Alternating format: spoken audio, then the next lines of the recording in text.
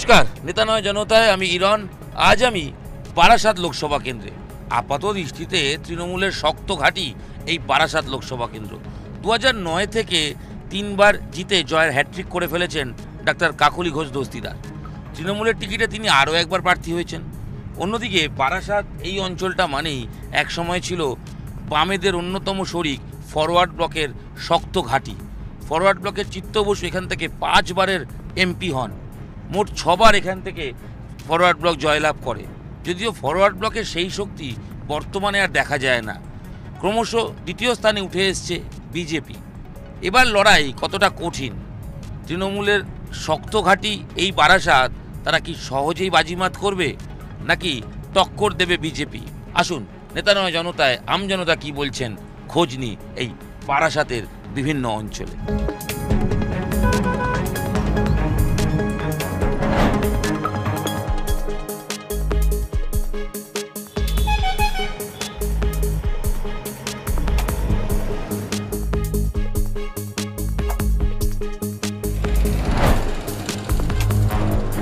দাদা, বারাসাত তো যা দেখা যাচ্ছে 2009 থেকেই তৃণমূল জিতছে এবং প্রত্যেকবারই লাখ ভোটে জিতছে। 1 লাখ তো মিনিমাম, 1 লাখ প্লাস।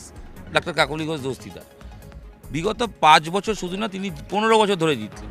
15 বছর এই এলাকার উন্নয়ন হয়েছে, কাজকর্ম হয়েছে? হয়েছে, অনেক হয়েছে। কাকলি ঘোষ দস্তিদারকে দেখেন, এখানে আসতে পান তাকে? হ্যাঁ, আছে তো, প্রায় আছে। দেখেই তো মনে হচ্ছে আপাত দৃষ্টিতে এই অঞ্চলটা তৃণমূলের শক্ত ঘাঁটি। সত্যি কি এখানে তৃণমূল শক্ত ঘাঁটি? এখানে খুব শক্ত ঘাঁটি। এখানে আমাদের এখানে কোনো ঝামেলাও নেই। এখানে কি তৃণমূল এমনি অ্যাডভান্টেজ? হ্যাঁ। আচ্ছা, অতীতে তো এই অঞ্চলে ফরওয়ার্ড ব্লক ছিল। ফরওয়ার্ড ব্লক এখান থেকে দীর্ঘদিন জয়লাভ করেছে। সেই ফরওয়ার্ড ব্লকের হাল কি? তাদের এখন অস্তিত্ব নেই। বিজেপি এখানে কতটা শক্তি বাড়িয়েছে কি মনে হয়? বিজেপির কোনো শক্তি নেই এখানে। হ্যাঁ, বিজেপির কোনো অস্তিত্ব নেই এখানে। দাদা ভোট দেন? হ্যাঁ, ভোট দিই। ভোট যখন দেন একটা কিছু তো ভেবে ভোট দেন। আমাদের রাজ্য মুখ্যমন্ত্রীর যা কাজকর্ম, যা ওনার উন্নতি প্রকল্প বুঝে আমরা দেখে শুনে আমরা দিদিকে ভোট দিয়ে যাবো। এই অঞ্চলে তৃণমূল তো যথেষ্ট শক্তিশালী দেখা যাচ্ছে এবং 7টা বিধানসভাতেই 7টায় এগিয়ে রয়েছে। কিন্তু হাবড়ার বিধায়ক জ্যোতিপ্রিয় মল্লিক তিনি গ্রেপ্তার হয়েছেন, তার ঘনিষ্ঠ বাকিবুর রহমান গ্রেপ্তার হয়েছেন। এরা সব অভিযুক্ত, দুর্নীতিতে গ্রেপ্তার হয়েছে। এর প্রভাব এবার ভোটে পড়বে?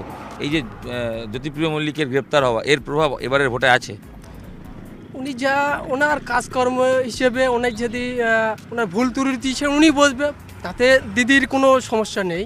দিদির যে ভোটটা আছে, তৃণমূলী ভোটটা আছে, তৃণমূলী ভোট পেয়ে যাবে। ওই অঞ্চলগুলোতে যে তৃণমূল ভোটার তারা তৃণমূলের পক্ষে থাকবে মনে হয়? অবশ্যই থেকে যাবে। জ্যোতিপ্রিয় মল্লিক গ্রেপ্তার হওয়ার কোনো প্রভাব নেই? কোনো প্রভাব নেই।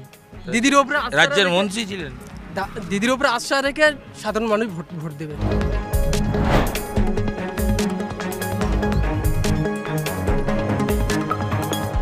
এই যে বারাসাতে হিন্দু ভোট যেমন আছে, সংখ্যালঘু ভোটটা একটা ভালো পার্সেন্টেজ।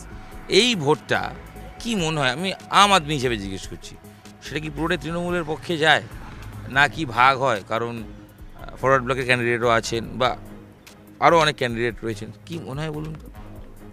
এই ভোটগুলো তৃণমূল ভাগই আসবে। কেন মনে হয়? এই কারণে মমতা ব্যানার্জির উন্নয়ন আছে, সেই উন্নয়নের পক্ষে এরাই ভোট দেবে। সংখ্যালঘু ভোট পুরোটাই কি তৃণমূলের পক্ষে? হ্যাঁ, 100 বার। একে চেনেন জ্যোতিপ্রিয় মল্লিককে? হ্যাঁ, চিনি। তিনি গ্রেপ্তার হয়েছেন, তো তার গ্রেপ্তার হওয়াটা প্রভাব আছে?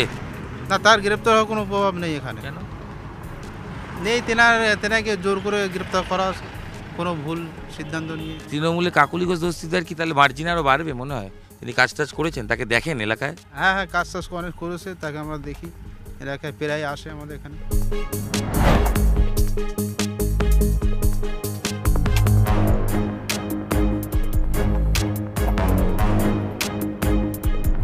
প্রচুর গরম। ডাবের চাহিদা কেমন? সবচেয়ে বেশি ডাব, ফল এগুলো বিক্রি হচ্ছে তো? গরমে আর বিক্রি হয়। বলছি গরম তো বুঝলাম, ভোটের গরম কেমন? ভোট ভালো, ভোট আমরা জিতবো। আমরা তৃণমূল করি, তৃণমূল জিতবে। 2 লাখ ভোটে জিতবে, তাও বলে দিচ্ছি। মার্জিন বাড়বে? হ্যাঁ, বাড়বে, কমবে না। বামেদের প্রভাব কিরকম আছে এখানে? Forward block zero. একসময় ফরওয়ার্ড ব্লক এখানে অনেকটা শক্তি ছিল। সব চুরি চাপটা করে সব ঘুষি। তৃণমূলে কিছু চুরি হয়নি? চুরি হয়েছে, ও তো বড় লোকের মেরেছে। আর যাদের চুরি করেছে টাকা তো আমি তোমার দিয়েছি, তুমি কি আমার কাছ থেকে নিতে আসো? তাহলে ওদের দোষ না? মানে নেতাদের দোষ না? দোষ না, কার দোষ? আমাদের দোষ। সাধারণ মানুষের আমরা দোষ। টাকা দিয়েছি তো ওকে, নেতা কি বাড়িতে এনেছে টাকা? মানে এই যে চাকরি নিয়ে দুর্নীতি হয়েছে, এতজনের চাকরি চলে গেল, আপনি বলছেন যারা ও ঘুষদের তো চাকরি করলে তো যাবে, ঘুষখোর সব। ঘুষটা যারা নিল তারা দোষী না? তারাও দোষী, যে দেশে সেও দোষী। এই অঞ্চলে এরকম দুর্নীতি আছে নাকি? ও আছে টুকটাক, ও ও এমন কিছু না। আমাদের এই তৃণমূল দিয়ে 1 টাকা মেরতে সেটি দোষ, বিজেপির কত নেতা কত টাকা মেরতে সেটা দোষ দিই। 100 দিনের কাজে এখানে দুর্নীতি হয়েছে? না, দুর্নীতি হয়নি, ওসব ফল সব মেরে দিয়েছে। তবে এখানকার এই বিজেপি মার্কা লোক ছাড়া এই কেউ করিনি। বিজেপি 2019-এ ভালো ফল করেছিল এখানে। ও করতে পারে, এবারে কোথায় যাবে দেখে নি। এখানে মারামারি গন্ডগোল হয় নাকি? ভোট হলে তো হবেই, গ্রাম অঞ্চলে এটা হবেই। হয় না? হ্যাঁ, ভোট দিতে পারেন?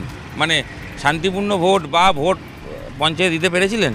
হ্যাঁ, এবারে আমাদের অসুবিধা হয়নি, ও ঝামেলা টুকটাক হতেই হবে, ওটা অসুবিধা হয় না। আর এমনি উন্নয়ন খুব একটা কিছু মাথায় খাওয়াবেন না? না, ওইসব বিষয়ে আমি খেটে খেতে হয়, না গাড়লে খাওয়া হবে না, ওই নিয়ে মাথায় চাপ নিয়ে লাভ নেই। মানে ভোটে যেই জিতুক, যে বিভিন্ন প্রতিশ্রুতি দেয়, আলটিমেট গরিবের কোনো লাভ হয় না। গরিবের লাভ কোথায়? রক্ত তো চুষে বড় লোকেরা, হ্যাঁ, যে পার্টির নেতা হয়ে যাচ্ছে সেই দিকে তো রক্ত চুষে নিয়ে যাচ্ছে।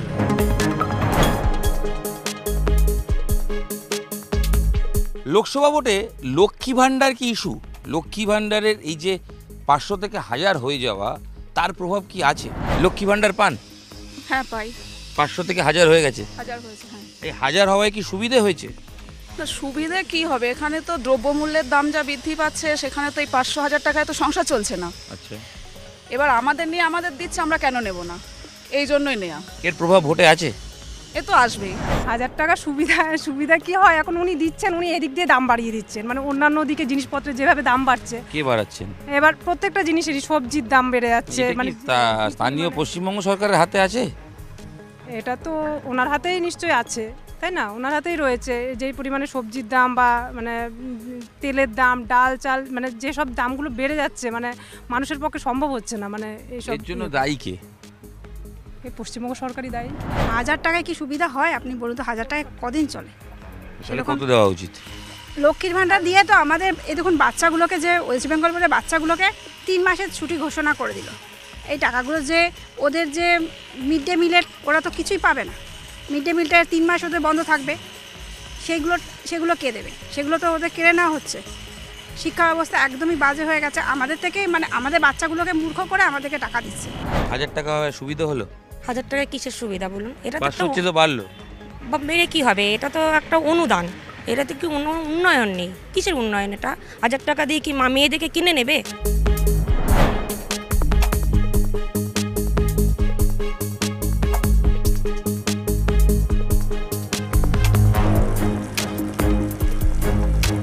ঘুরে দেখলাম দেগঙ্গা বিধানসভা, মূলত বারাসাত লোকসভার মধ্যে। কথা বললাম আমজনতার সঙ্গে। এখানকার আমজনতা কি ভাবছেন, ভোটের আগে তাদের ইস্যু কি, খাতায় কলমে যে হিসেব পাওয়া যাচ্ছিল ততটাই কি ভোট বাক্সে প্রভাব পড়বে, সেটা বোঝার চেষ্টা করলাম। সব মিলে বোঝাই যাচ্ছে এই কেন্দ্রেও কিন্তু লড়াই যথেষ্ট হবে। তবে শেষ পর্যন্ত একতরফা হবে না দুমুখী হবে নাকি তিনমুখী হবে, সেটা সময় বলবে। তবে এই শোটা দেখে নিশ্চয়ই নেতারা বুঝে গেছেন মানুষের মন কোন দিকে ঝুঁকে রয়েছে।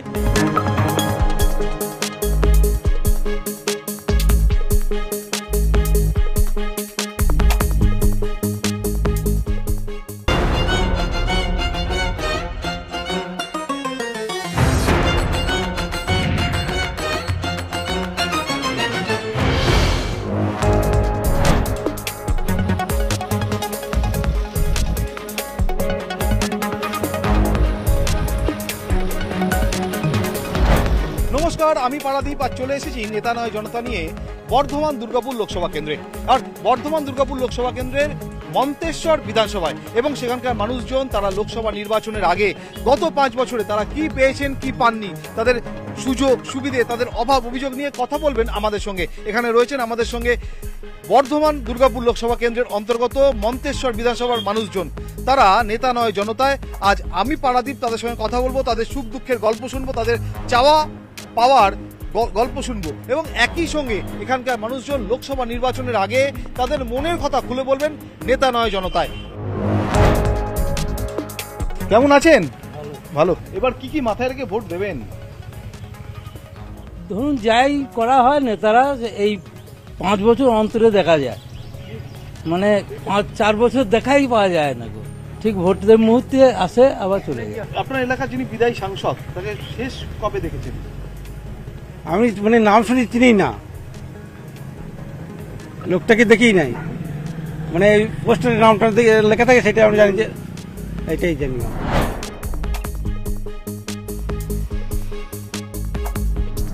এলাকার রাস্তাঘাট জল এসব কেমন? রাস্তাঘাট জল ধরুন এই ভোটের আগে যে সব হয়েছে, আর ড্রেন রাস্তা আপনারা পাড়ায় ঢুকুন, দিয়ে দেখুন কিরকম অবস্থা, পাড়ায় ঢুকে দেখুন। তো রাস্তাঘাটের এই অবস্থা, জলের এই অবস্থা, তো আপনারা বলেন না ভোট দেওয়ার সময়, সেগুলো বলেন না যারা ভোট চাইতে আসে? হ্যাঁ, ওই জন্য বলা হয়, ওরা যখন আসে ভোট দিতে আসে তখন বলা হয়, তারপরে যে তারপরে আর দেখা যায় না। কি মাথায় রেখে ভোট দেবেন? কি আর মাথায় রেখে দেবো, আমাকে যে যার মন হবে তাকে দিয়ে দেবো, যাকে মন হবে তাকেই দিয়ে দেবো। ভোট তো যাকে হোক একজনকে দিতে হবে, যাকে মন হবে দিয়ে দেবো, এর থেকে আর কিছু বলার নেই। আপনাদের সমস্যা তো এইভাবে দূর হবে না হলেও, ভোট না দিলেও তো তখন বলবে মরে গিয়েছে, তখন তো বলবে মরে গিয়েছে, সে নাই মানুষটা। আর যাকে হোক ভোটটা দিলে তো বলবে আছে। ভোট দেওয়ার আগে ভাববেন না? কি ভাবার কিছু নাই এখানে, আমাদেরকে নিয়ে তারা ভাবছে না, তাহলে আমরা কি করে ভাববো?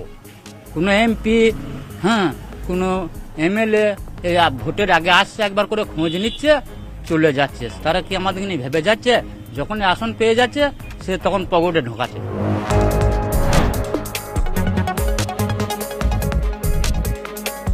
বর্ধমান পূর্ব লোকসভা কেন্দ্র এবং বর্ধমান পূর্ব লোকসভা কেন্দ্রের 2019-এর লোকসভা নির্বাচনে এই কেন্দ্র থেকে জয়ী হয়েছিলেন ভারতীয় জনতা পার্টির এস আলুওয়ালিয়া। তিনি 3000-এর সামান্য বেশি ভোটে জয়যুক্ত হয়েছিলেন। কিন্তু এখানকার মানুষজন যেটা বলছেন যে গত 5 বছরে এখানকার যিনি বিদায়ী সাংসদ তাকে শেষ কবে দেখেছেন বা কতবার দেখেছেন, অনেক ভাবনা চিন্তা করেও মনে করতে পারছেন না। আচ্ছা, আপনি বলছিলেন চাকরি বাকরির অবস্থা খারাপ, সেই জন্য ব্যবসা করে খান, তো ব্যবসার অবস্থা কেমন?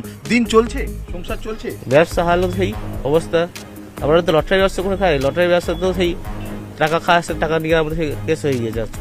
নেতারা তো বলে যায় যে আমরা ভোট দিন, আমরা দেখবো, ইয়ে করবো, কিন্তু গরিব মানুষ কি পেলো না পেলো সেটা দেখলো না গো, কার দোকান আছে কি না আছে সেটা দেখলো না গো। তিনি ভোট পেয়ে গেছেন, চেয়ার পেয়ে গেছেন, তিনি চলে গেলেন। আর আমাদের পরিস্থিতি ভাবারটা যে মানুষটা গণদার কি করছে খোঁজ নিয়ে আসি, যে পঞ্চায়েতে কি পেলো না পেলো, ছেলেদেরকে কর্ম পায়খানা বাথরুম আছে কিনা দেখে আসি, বা কেউ রাস্তাঘাটে জল আছে কল আছে কিনা দেখে আসি, সেই পরিস্থিতিটা মানুষ তো জানে না। এখন বর্তমান সময় চাষিরা চাষ করছে, কোনো সময় তো বানেও ডুবে যায়, এই চাষিরা ধানেরটাও সেই খবরটাও নিতে আসছে না। আপনারা একটা মন্দিরের সামনে বসে আছেন, কিন্তু এই যে এবার বলা এই যে রাম মন্দির হলো, মনে হয় ভোটে প্রভাব পড়বে? সেটা এখন দেখা যাক কি হবে। এই যে ভোটের আগে রাম মন্দির হলো, প্রভাব পড়বে ভোটে? কিছুটা পড়বে। আর মেন কথা হচ্ছে মোদী সরকার যে বলেছিল যে 5 বছর আমাদের আবার চাল ফ্রি দেবে, এখনো পর্যন্ত আমাদের এখানে পৌঁছানেন তো সেই চালটা। কেমন সাংসদ চান?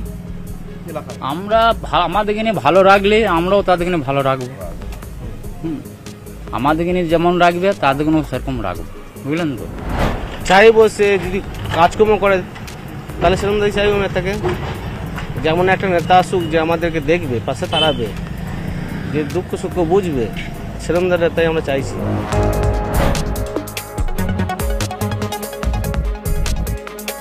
পূর্ব বর্ধমান লোকসভা কেন্দ্রে এই মুহূর্তে আমরা রয়েছি মন্তেশ্বর বিধানসভা, এবং মন্তেশ্বর বিধানসভার মানুষজন যারা এখানকার স্থানীয় ভোটার, তারা তাদের চাওয়া পাওয়া, তাদের অভাব অভিযোগ তুলে ধরছেন নেতা নয় জনতায়। আমি পারাদীপ রয়েছি আজ মন্তেশ্বরে। কি করা হয়? টিচার। একটা সময় ছিল যখন শিক্ষক মনে করতাম আমরা সমাজের মেরুদণ্ড, আমাদের গর্ব, কিন্তু এখন শিক্ষক নিয়ে যা হচ্ছে, কোথাও কি অস্বস্তি হয়? হ্যাঁ, একটু অস্বস্তি তো হয়। বর্তমান যা পরিস্থিতি চলছে সেই পরিস্থিতির সঙ্গে আগেকার থেকে এখনকার সময় পরিকাঠামো তো অন্যরকম হয়ে গেছে, পুরো চিন্তা ভাবনা অন্যরকম হচ্ছে মানুষের। এই যে ধরুন বিভিন্ন কেস হচ্ছে, হাইকোর্টে কেস হচ্ছে শিক্ষক নিয়োগ নিয়ে, এটা টিচারদের বিড়ম্বনায় পড়তে হচ্ছে। কিন্তু অনেক আগে কিন্তু এইসব জিনিসগুলো তো হতো না, এখন এটা হওয়াতে যারা স্বচ্ছভাবে নিয়োগ হচ্ছে তারাও একটা মানে নিজেদের অস্বস্তিতে পড়ছে যে তাহলে আমরা স্বচ্ছভাবে নিয়ে গেলাম, অথচ আমাদের মধ্যেও সে যেন সেই কাঁটাটা এসে লাগছে। তো এই যে চারদিকে চাকরি বাকরি কর্মসংস্থান যে হালত, যে অবস্থা, যে পরিস্থিতি, তাতে ভোট দেওয়ার সময় সেগুলো ভাবায়। অবশ্যই ভোট দেওয়ার ভাবতে হয়। বর্তমানে আমরা সমাজ, রাজনৈতিক বা অর্থনৈতিক পরিস্থিতি যেটা আমার চারপাশের যে উন্নতি বা আমাদের সমাজের মধ্যে যেটা চলছে সেটা তো আমাদের মধ্যে নতুন ভোটারদের তো অবশ্যই ভাবায়। তারা কর্মসংস্থান দেখবে, তারা বর্তমানে দেখবে তারা বিভিন্ন সেক্টর, বিভিন্ন বিভাগে ঠিকমতো নিয়োগ হচ্ছে কিনা সেটা দেখবে তারা।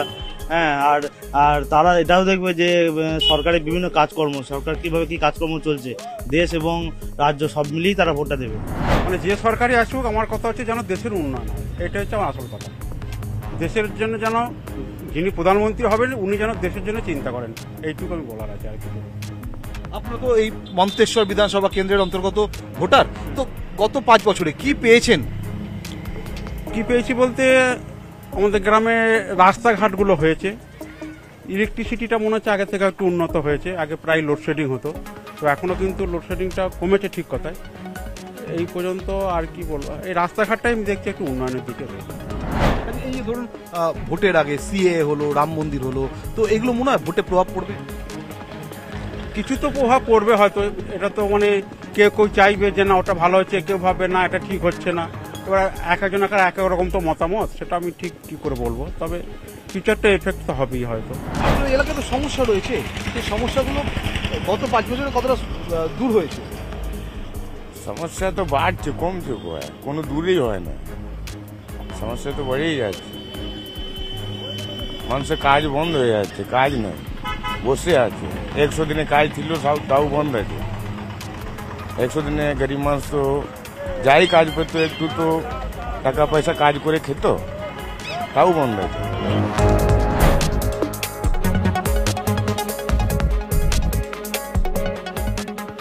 আপকি বার 400 পার, 400 পেরোবে?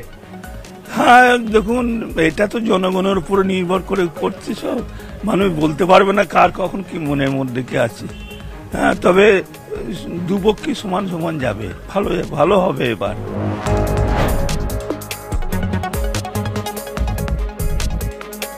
নেতা নয় জনতা নিয়ে আমি পাড়াদ্বীপ আজ চলে এসেছিলাম বর্ধমান দুর্গাপুর লোকসভা কেন্দ্রে। বর্ধমান দুর্গাপুর লোকসভা কেন্দ্রে এবার ত্রিমুখী লড়াই। বর্ধমান দুর্গাপুর লোকসভা কেন্দ্রের অন্তর্গত মন্তেশ্বর বিধানসভায় আজ আমরা সেখানকার স্থানীয় যারা মানুষজন তাদের সাথে কথা বলছিলাম, এবং তারা যেটা বলছিলেন যে গত 5 বছরে তারা কি পেয়েছেন কি পাননি। সামনে আরও একটা লোকসভা নির্বাচন, সেই নির্বাচনে বর্ধমান দুর্গাপুরের মানুষ কোন দিকে রায় দেন সেদিকে তো আমাদের নজর থাকবেই। নেতা নয় জনতা নিয়ে কথা বলতে গেলে কথা আর শেষ হয় না, কিন্তু সময় যে শেষ, তাই আজকে এখানেই থামতে হচ্ছে। আমি পাড়াদ্বীপ বিদায় নিচ্ছি আজ দুর্গাপুর বর্ধমান লোকসভা কেন্দ্র থেকে। দেখা হবে অন্য কোনো দিন অন্য কোনো লোকসভা কেন্দ্রে।